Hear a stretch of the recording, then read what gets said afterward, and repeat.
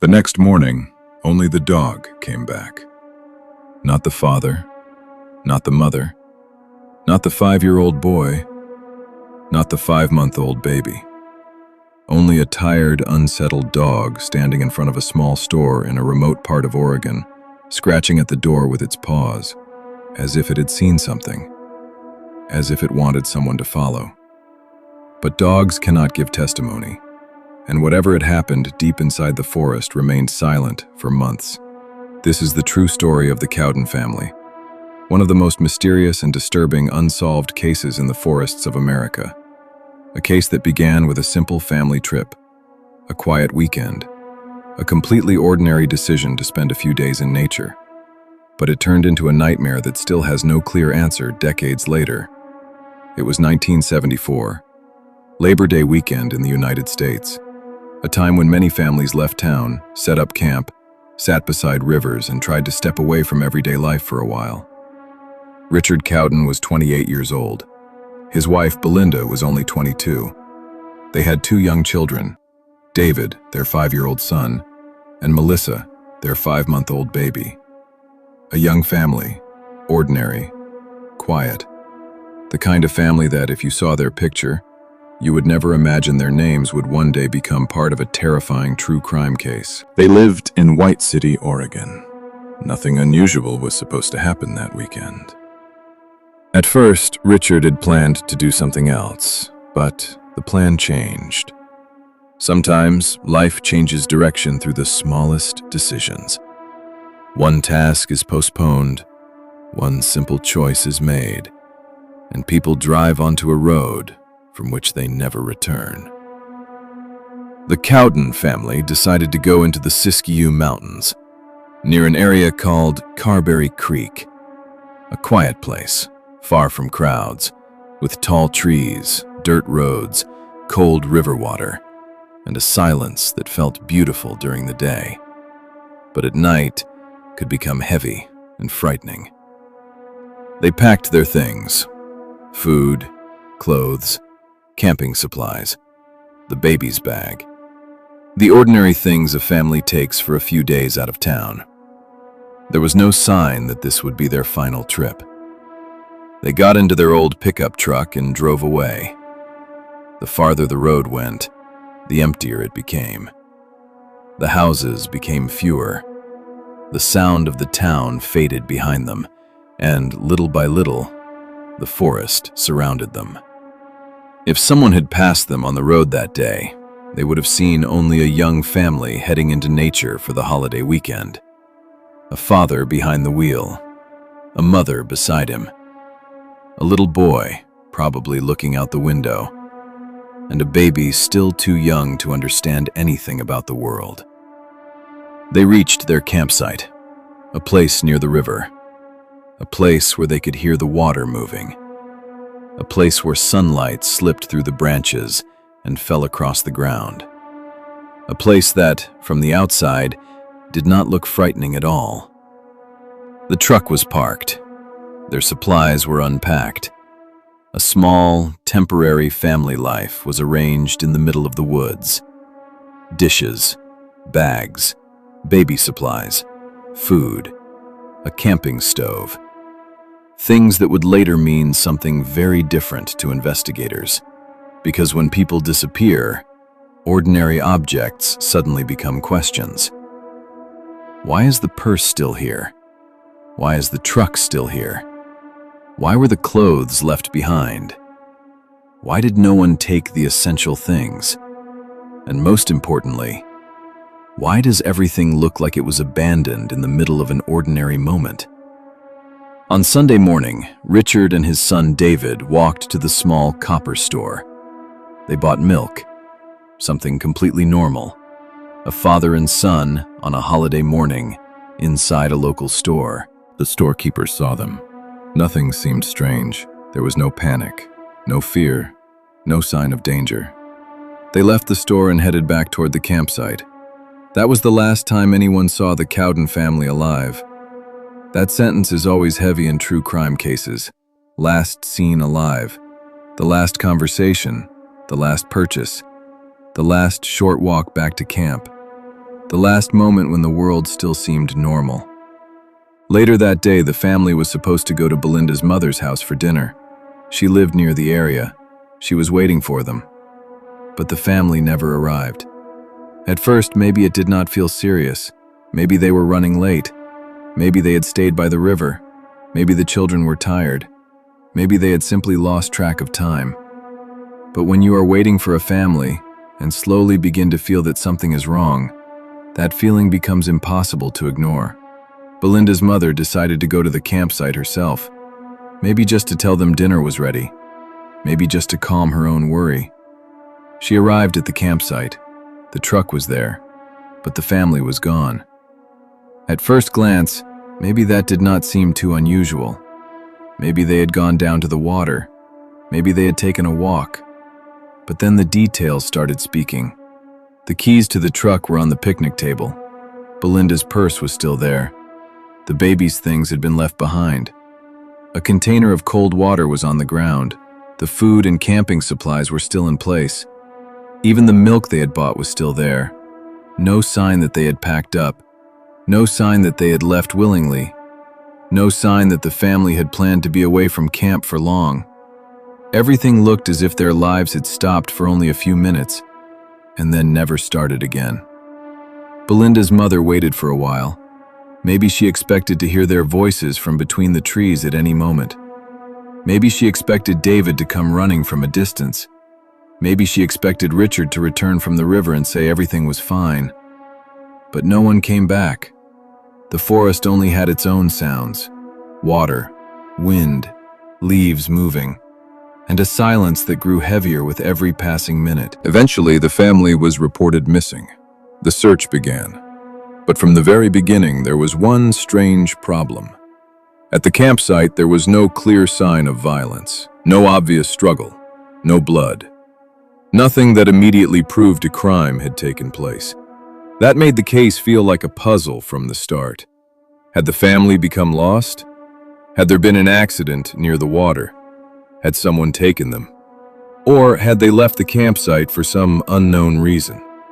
But the more investigators looked, the weaker the idea of a voluntary departure became.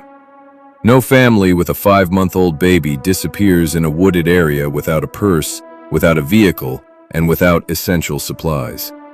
Especially not when they are expected at a relative's house for dinner that same day. Then, something happened that made the case even stranger. The next morning, the family dog, Droopy, was found in front of the Copper store.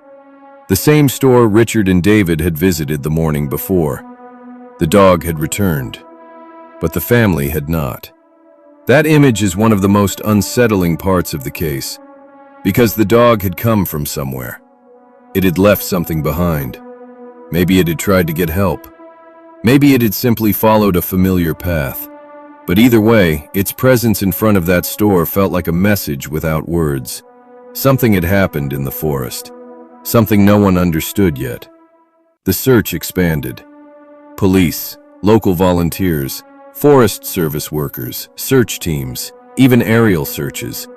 Everyone was looking for a family that seemed to have vanished from the earth. Trails were checked. The riverbank was searched. The forest was combed. The area around the campsite was examined. Ditches, roads, slopes. But there was nothing. No voices, no clear tracks, no clothing, no belongings. Nothing to show which direction the Cowden family had gone. Days passed, then weeks. And what had started as an urgent search slowly turned into fear. A fear that settled into the people who lived in the area. Because if an entire family could disappear in the middle of the day, near their campsite, without any clear trace, then what was truly safe? The forest no longer looked the same. Quiet trails became suspicious. The sound of water no longer felt peaceful. Every unknown truck, every stranger, every tire mark in the dirt could mean something dark. Months passed. Fall ended. Winter arrived. Rain and cold covered the area. The forest kept its secret. Until about 7 months later, in April of 1975, 2 people in the area found something. Something several miles away from the campsite, in a place farther out. harder to reach, more hidden.